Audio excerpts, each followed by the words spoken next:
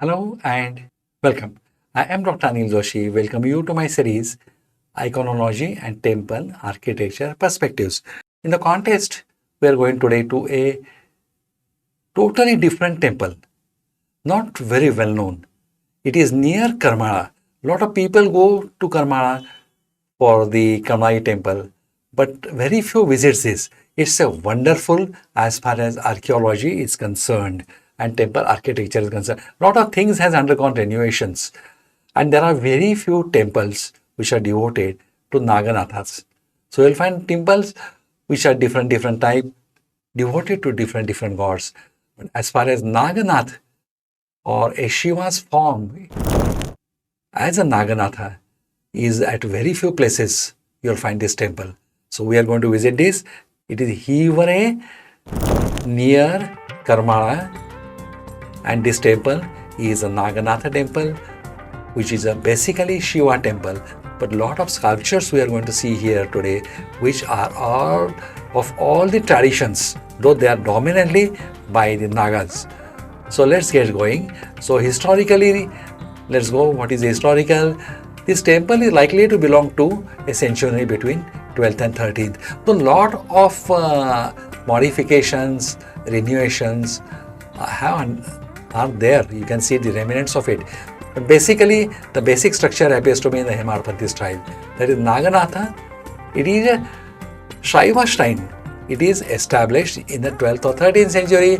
Hemarpanthi stone. Basically, they used a black rock. Though the majority construction has undergone in 12th to 13th century, some of this construction also completed in 14th to 17th century in a Bahmani or Nizam Shahi period. And you will get influence of it when you see that the artists were by them. So whosoever has made this temple, they show their reflections. And whatever are their contributions, their styles should be well accepted. The exterior sculpture are extremely miniature. They are minimum. What we are going to show you subsequently are all they are with the additional maybe possibly of this temple or maybe some other structure surrounding it from that. The core sanctum is raised, that is Jagati. That is typical the shrine Garbhagriha, though of the 12th century. The remaining portion is definitely of the Maratha period. It is in their style. The mandapam is additional. You can clearly make out the differentiation between these two. And ritual establishments are also by the Marathas. They have done it. The painted shikhara is definitely additional because you can make out right now also the work is going on. It represents a ritual Naga Shaiva worship. So this is a Naga Shiva or Naga Shaiva worship, which is traditionally in the villages, is still continued right from the Yadav period. The sanctum demonstrates several changes or several remnants of this tradition and this area.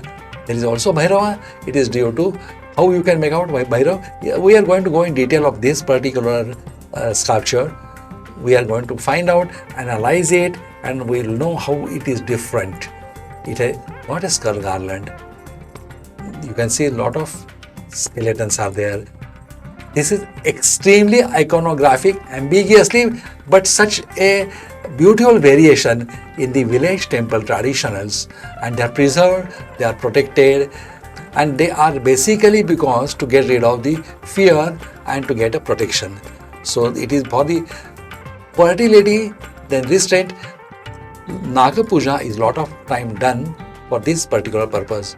Then this is Shaivite or this is a belief or tradition in that way. Now here you are finding, I'm going to show you the detailed sculpture very shortly. Now the posture is standing on one leg, partially carved. The first glance it appears as the Ekapada, but iconographically this is better read as the Alida or dynamic guardian stance.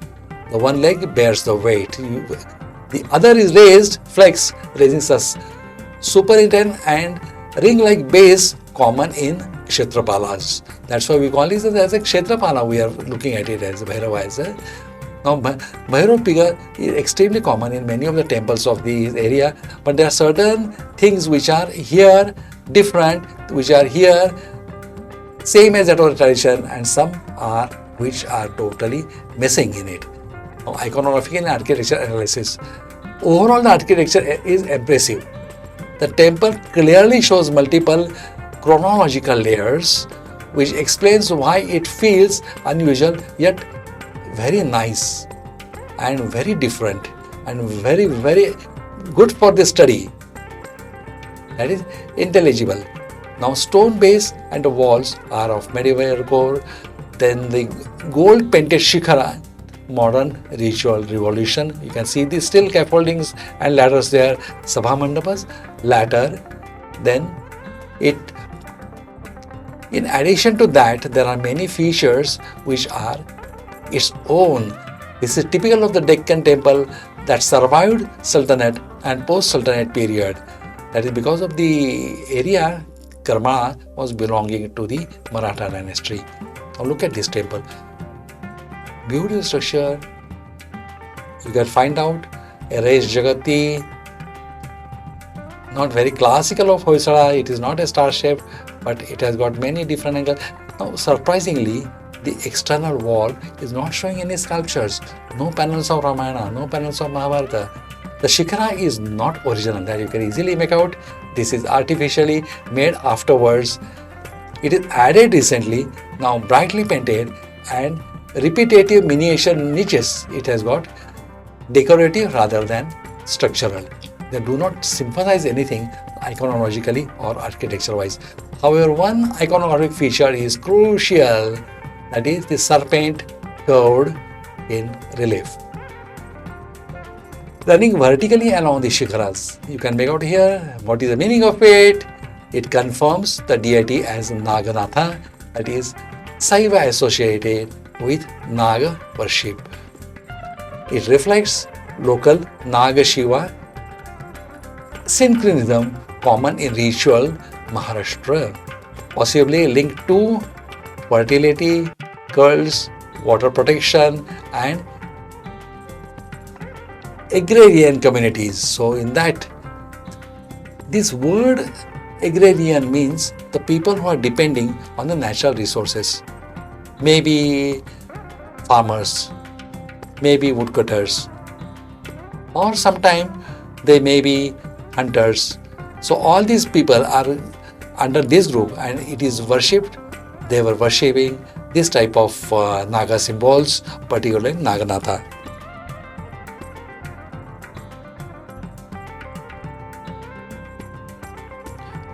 When we see temples, not only we know architectural difference, but we know a lot of local traditions and a lot of local beliefs associated with the temple. Here the Garbhagriha is built in a dark basalt stone that is typical of the Hemarpanthi style.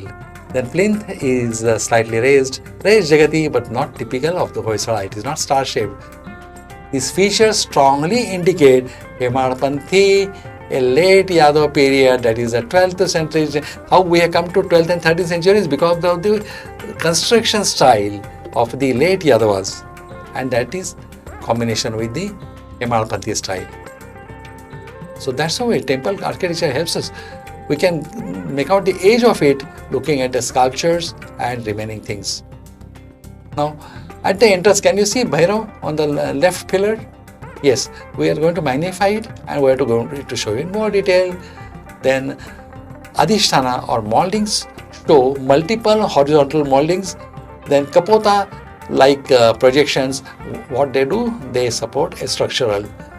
Plain but yet protective cores, these moldings align well with the Yadav Hemarpanthi practice, not with the Vijayanagar or Chalukyan. So that's how we analyze who has constructed the temple, looking at the style of it. Here a lot of people come for their worship. Now this is a very, very important, what I was telling you, as the Bhairava. Because this temple, this is on the front pillar, so it was worshipped. What we are seeing here, we are going to see it now one after another. Attributes it Shaiva. Then visible. What are the visible element? There is a trident-like shaft, left hand. That is Shiva authority. Damaru, club-like object, right hand. Then sacred thread. That is called a dorsal band. Calm but firm facial expressions. Missing Bhairava markers. Okay, now you can see one garland. Right from lower hands you have to see, going from right lower to left lower. And in that, if you see, observe very, very carefully, you will find out they are made up of skeletons, skulls. So this is definitely Bhairav, the one who carries the mala with the mundi. But in hand, there is no skull cap. There is no dog as the Vahana. Then aggressive and fearful expression is not there. Rather, you are finding it is a calm, quiet and a protecting one, because he is standing here as a Kshetrapala. Then no flat skin. This confirm guardian Bhairava. Now look, Bhairava has got a lot of forms. We have discussed it at different places in our lectures, in videos, that different applications of Bhairava we have got iconographically difference. He is not near cremation ground, so he cannot be called as a Kala Bhairava. So he is not Kala Bhairava, he is guardian Bhairava, so you can call him as the Kshetrapala. Now this temple I am giving you 360 degrees view. This is a superstructure in front of the temple. Sometimes people call this as a Gopuram, sometimes as a Nandi Mandapam, sometimes as a superstructure. But here what we are seeing is the Nandi. So if Nandi is there, it has to be a Nandi Mandapam. But the Nandi Mandapam by and large do not have Shikhar. Here you are seeing it. So it's slightly different, but if you see two different layers, the lower one is original and the upper one is not original. Here also you can see snakes, then small shrines. So when you enter the temple, you see first Nandi Mandapam, you take darshan of the Nandi and you see Shiva through Nandi, and if you have got any wishes, you tell in the ears of Nandi, he is conveyed this to Shiva. This was a lamp tower. Deepastamba, Deepa Malika is there, lights are lit over there. Now these are the sculptures. They are not much, they are a few.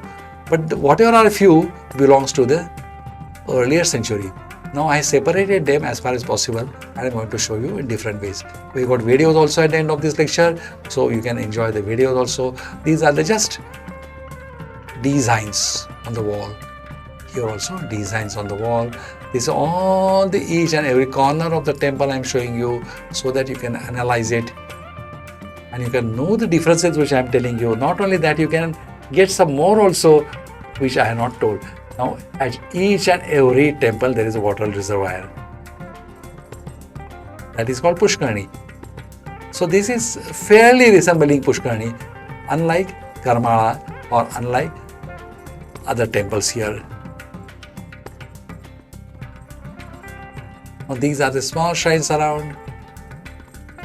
Sometimes snakes are also shown with Ganesha, but that may not be an original one. Originally it may be a snake temple and Ganesha may be added later on. Here the Shivalinga you can see in the water. I was telling you, a Shivalinga which is below the earth and Shivalinga which is surrounded by water. The reason is very simple. It has got a lot of energy around, and to protect it has to be submerged in the water.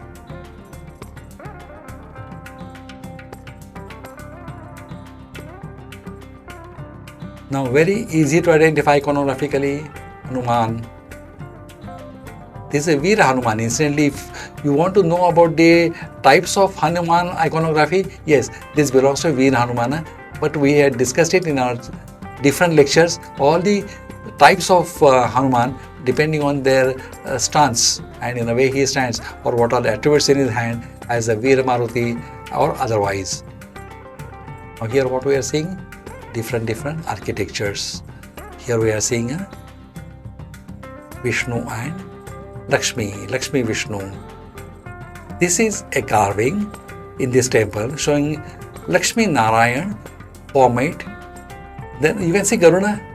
Once you see Garuda, once you identify Garuda confidently, there is no need to think anything else than either Vishnu or Vishnu avatars or Lakshmi Vishnu in different forms, or Vishnuji in the cosmic form.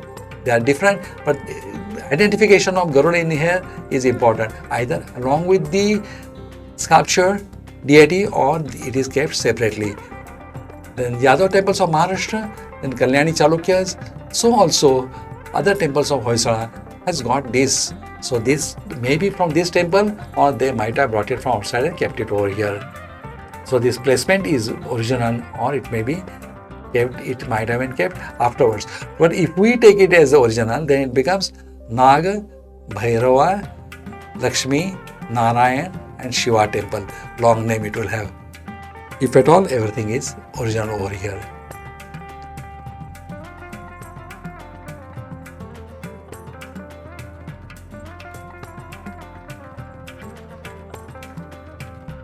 So let's summarize. The temple is in Kshetra village. Kshetra is a holy place. Hivare.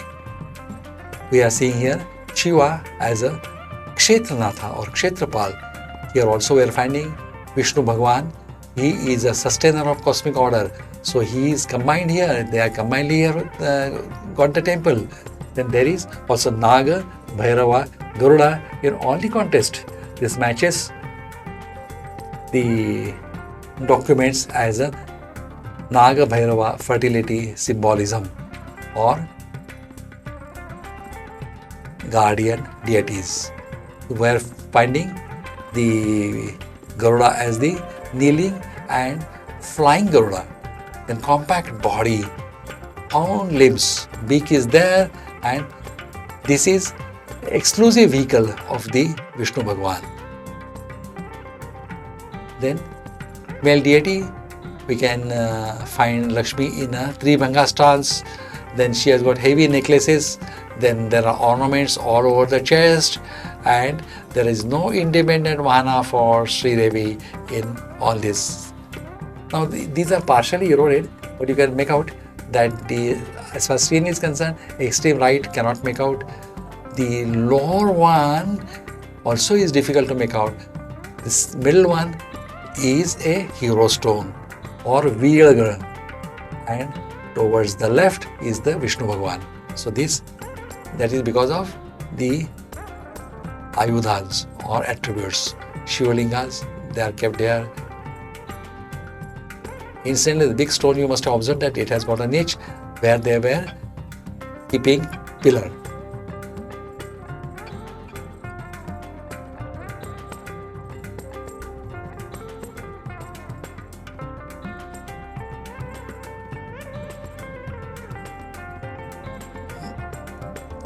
Now, these are the few more beautiful architecture. Basically, it's a Naga.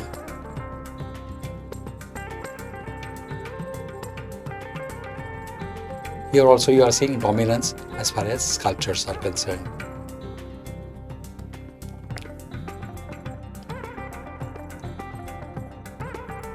These two sculptures I have found on the Garbhagriha entrance.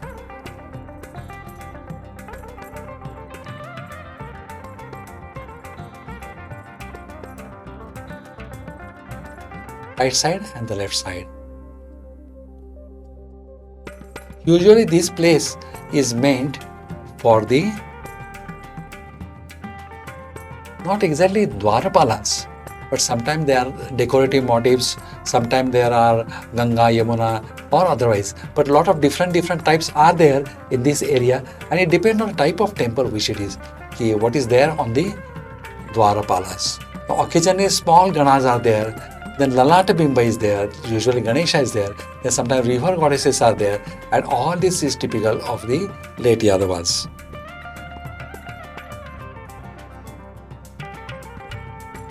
These are inside few sculptures. Things are taken, photographs are taken with dim light. So they are not very clear. So also they are eroded. The images are, lot of images are eroded. Lot of snakes and their images you'll find over here. We have got a detailed video at the end of this speech.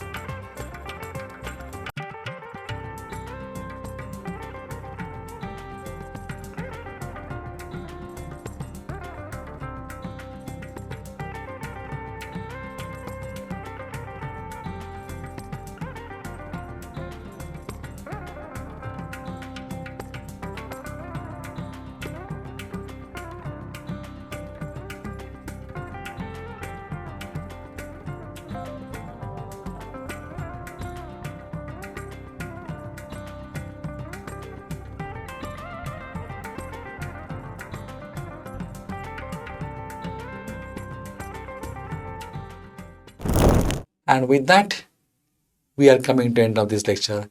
I thank you for giving me your valuable time. I hope I have given you a good information, though it's not a very popular. It's a small shrine. In spite of that, it is very, very informative. It is informative, and also it gives you some different ideas as in which way the local people were worshipping. And that was the main idea of even going to a small shrine and analyzing it.